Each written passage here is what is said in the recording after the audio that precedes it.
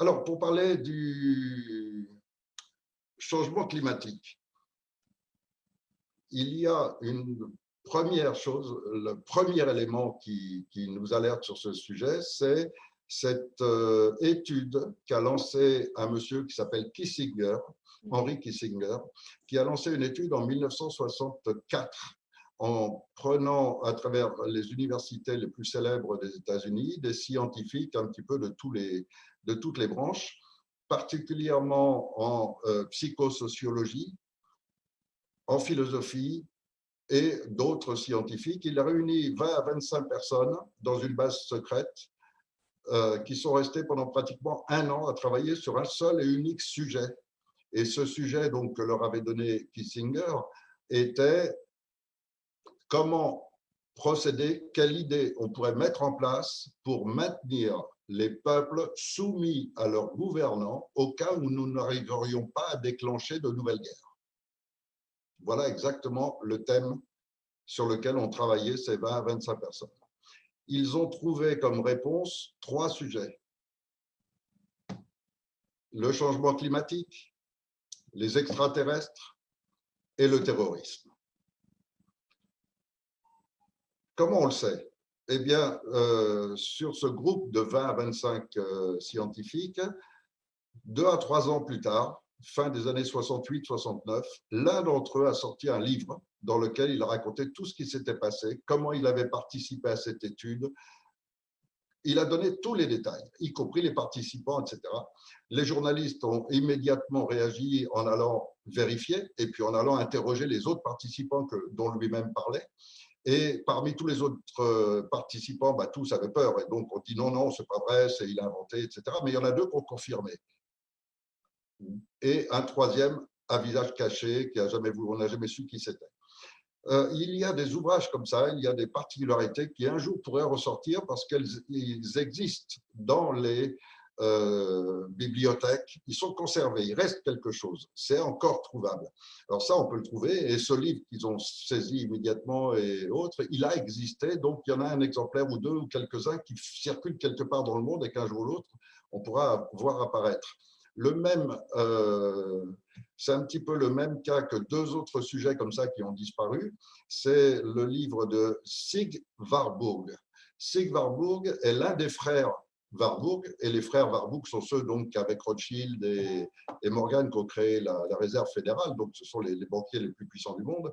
Les frères Warburg, il y a un frère qui s'appelle Sig Warburg qui a écrit un ouvrage dans lequel il a dénoncé ce que faisaient ses frères, la manipulation bancaire, et il a aussi, dans cet ouvrage, cité exactement les banques sur lesquelles les Américains ont versé les fonds qui ont servi à Hitler à monter son parti, ensuite à financer son parti, les accords qu'il a fait avec Ford et autres industriels américains pour monter des centres industriels énormes comme Auschwitz, dont on vous parle que c'est un camp de concentration, mais avant tout, c'est un camp immense, c'est un immense champ industriel, et comment tout cela est lié totalement avec les familles Harrison, Carnegie, etc., des États-Unis qui ont financé tout cela. Et dans son livre, il indique même la banque et le numéro de compte sur lequel ils ont versé l'argent et le montant des sommes qu'ils ont versées à Hitler.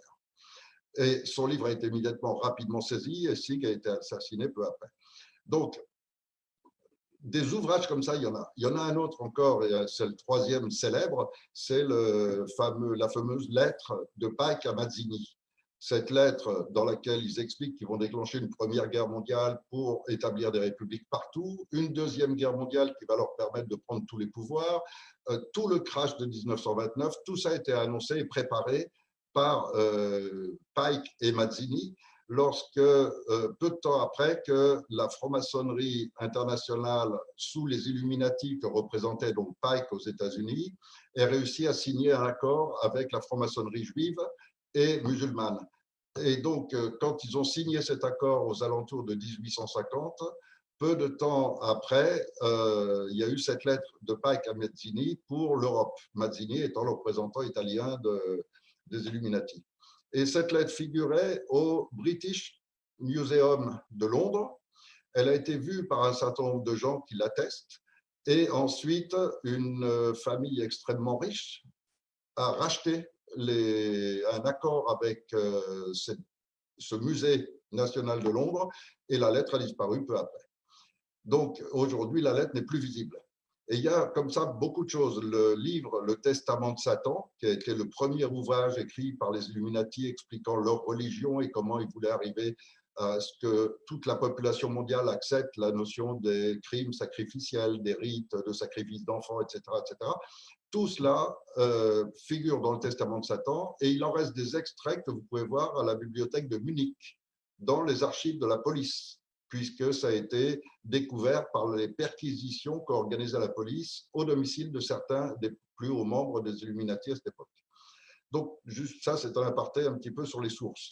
Ensuite, donc, en ce qui concerne cette opération qui a été faite, on a vu apparaître plusieurs choses. La toute première, concernant donc les extraterrestres, c'est qu'on a vu tout de suite, peu de temps après, des financements arriver à Hollywood pour financer ce premier film qui a fait un scandale énorme et qui a fait surtout, comment dirais-je, qui donnait l'impression que c'était vrai, parce que c'est passé d'abord à la radio, c'était ce fameux film sur Mars, les Martiens nous attaquent.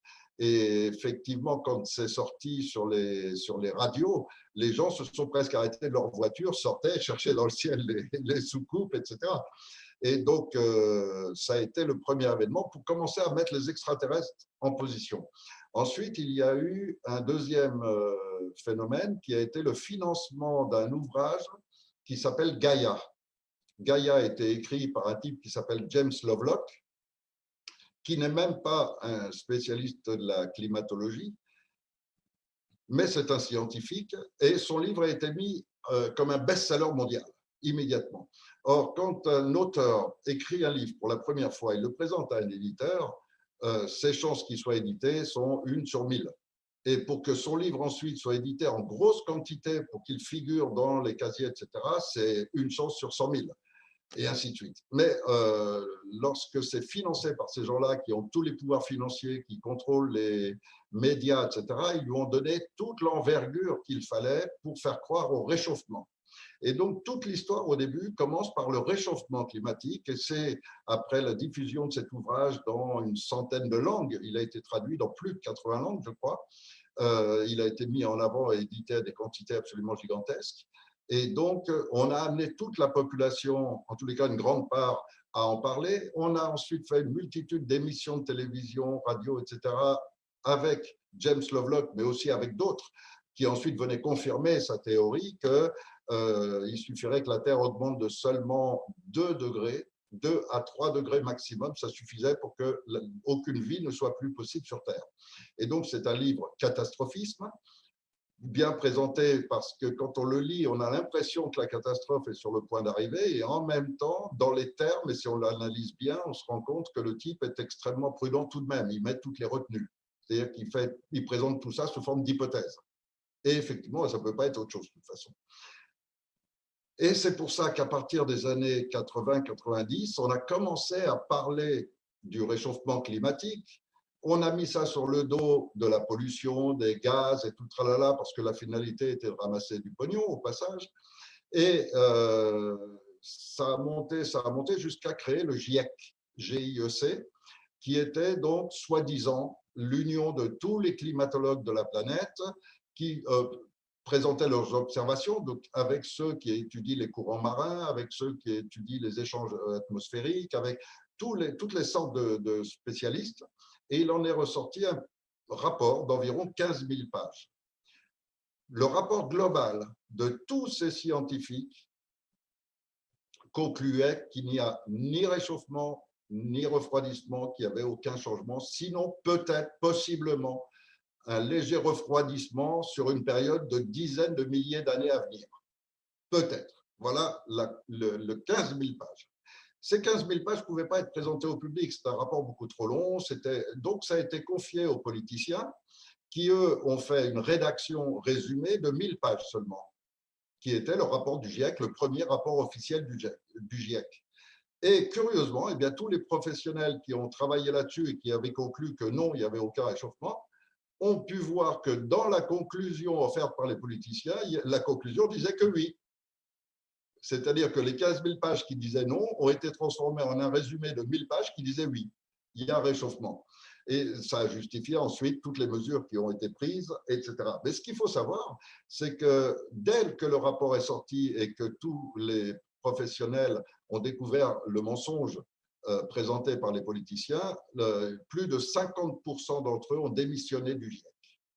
Donc ça, c'est déjà un symbole pour nous, simples peuples, qui regardons une science qu'on ne connaît pas, de voir que 50 personnes démissionnent pour ne plus participer à ce GIEC qui était une véritable escroquerie au public, c'est assez notable. Et le deuxième point qui est encore plus notable, c'est qu'on est passé du réchauffement climatique que vous pouviez voir dans tous les journaux, etc., parce que ça a été une très grosse campagne dans les années 90 et 2000. Et puis, vous avez pu voir que tellement de professionnels, de scientifiques ont dénoncé cela, jusqu'à d'ailleurs un des spécialistes de la météo en France qui a été viré de son poste quand il a osé dire que c'était pas tout à fait vrai, il a été viré le lendemain. Donc, il y a quand même une tentative de pensée unique qui se reflète déjà à travers ça. Et ce schéma comment on appelle ça, de présentation du réchauffement climatique commençait à ne plus prendre. Alors, ce qu'ils ont fait, c'est commencer à changer le mot. Et ce qui fait qu'au lieu de réchauffement climatique, on est passé à changement climatique. Mais changement climatique, c'est une insulte à l'intelligence. Si une personne voulait bien réfléchir 2 minutes, qu'est-ce que ça veut dire changement climatique? En clair, ça veut dire je ne sais pas si ça va se réchauffer ou se refroidir. Ben, tais-toi à ce moment-là. Quel intérêt de parler de réchauffement, de changement climatique? Ça n'a plus aucun sens. Et depuis quelque temps, les mêmes scientifiques dénoncent l'impossibilité d'estimer s'il pourrait y avoir ou un réchauffement ou un refroidissement pour une raison très simple, c'est que les chemtrails, depuis 20 ans déversés dans l'atmosphère, provoquent autour de la planète comme une sorte de serre. On est actuellement dans une sorte de sphère fermée par tous ces chemtrails qui passent continuellement et qui déversent continuellement du barium, de l'aluminium, en plus des phtalates, etc. Et donc aujourd'hui, il n'est pas possible de continuer de poursuivre des études sérieuses pour eux en raison justement de ces chemtrails qui bouleversent la nature réelle du ciel, et la couleur du ciel n'est plus celle qu'on connaissait il y a 50 ans. Donc, ce réchauffement climatique est une escroquerie qui leur permet de ramasser un maximum d'argent, de déclencher une multitude de projets, d'études, de trucs et de machins, toutes les techniques pour récupérer de l'argent et arriver, c'est toujours nous qui payons. Donc, ce réchauffement climatique est un mensonge total, le refroidissement climatique est aussi mensonger et le changement climatique ne veut strictement rien dire.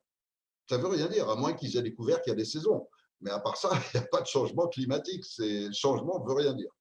Et je pense que n'importe qui ayant un petit peu de jugeote, de bon sens, constate que si vous m'annoncez qu'il y a un changement, ben oui, mais faire quoi? Si on parle d'une chose qui peut être ou plus chaude ou plus froide, ben, s'il y a un changement dans la température de l'eau, vous allez me dire elle va être plus chaude ou elle va être plus froide.